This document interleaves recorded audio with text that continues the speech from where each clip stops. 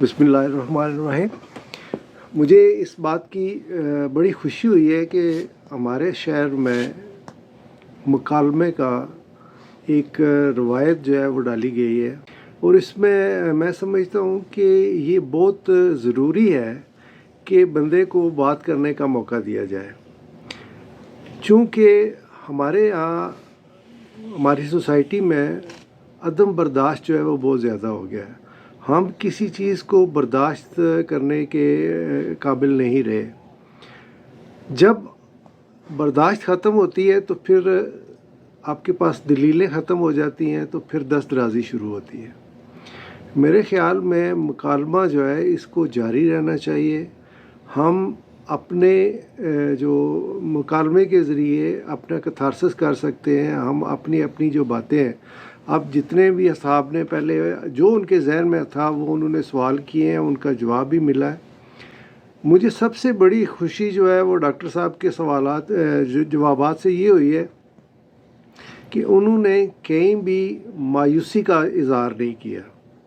एक रोशनी दिलाई है सबके लिए, और यही हमें इस वक्त की ज़रूरत है कि हम अपने माशरे से मायूसी ख़त्म करके अपने जवानों से, अपने बच्चों से, अपने हमारे जो आगे नस्ल जा रही है उनसे मायूसी ख़त्म करके उनको एक होप दें, उनको एक उम्मीद दिलाएं, ताकि जब ये उम्मीद और जब हौसला ये सारी चीज़ें पूरी कौम में आएंगी, और ये मुकालमा जो है अगर पूरे मुल्क में इस तरह के बैठक्स होती हैं तो वो एक रिज़ल्ट लेके आएंगी कि हमारे माशरे से अदम बर्दाश्त का जो है वो काफ़ी काम जो है वो कम हो जाएगा।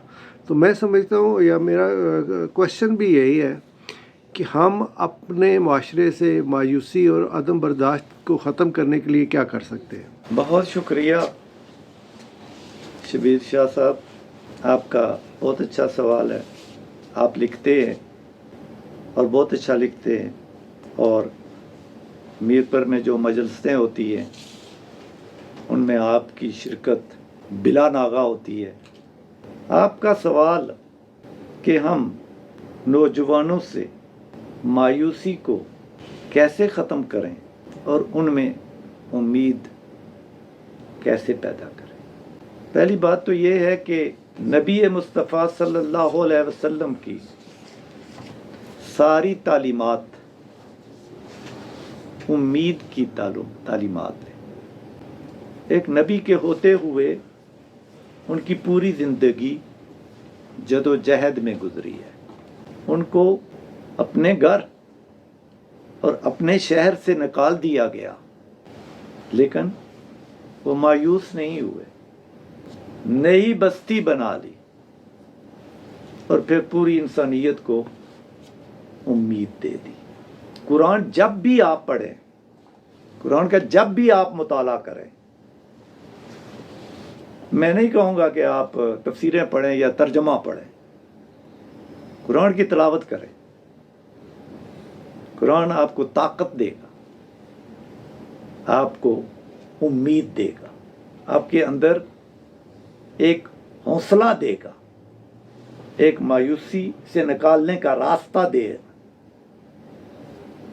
और आगे में जहाँ बात कर रहे हैं अल्लामा इकबाल की, सिर्फ एक जुमले में मैं ये बात करूँगा कि अल्लामा इकबाल उम्मीद का शायर है, उम्मीद का मुफक्कर है।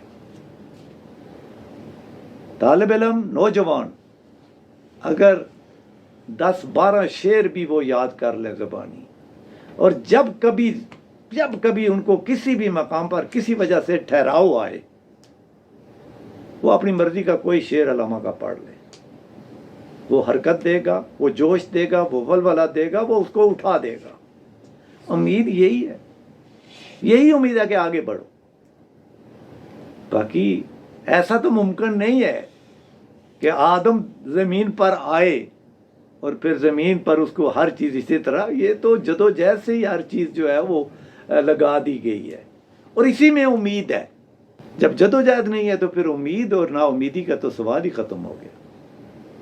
चूँकि आपके अंदर जो जदोजहद का वलवला है वो उम्मीद से ही कायम हो सकता है। بہت شکریہ.